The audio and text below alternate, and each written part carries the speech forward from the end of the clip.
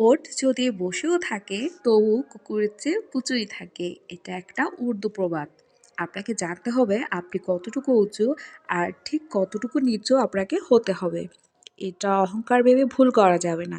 এটা হলো নিজের মূল্য সম্পর্কে সচেতন হওয়া।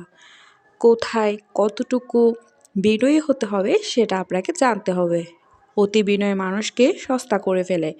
এটা অযোগ্য মানুষকে সুযোগ করে দেয় আপনাকে অপমান করার জন্য। আপনার শিক্ষা আপনাকে বিনয়ী করছে, কিন্তু একজন অশিক্ষিত মানুষ ভাববে আপনি দুর্বল। সে আপনাকে আপনার প্রাপ্য সম্মান কখনোই দেবে না। তাই সব জায়গায় নত হতে হয় না।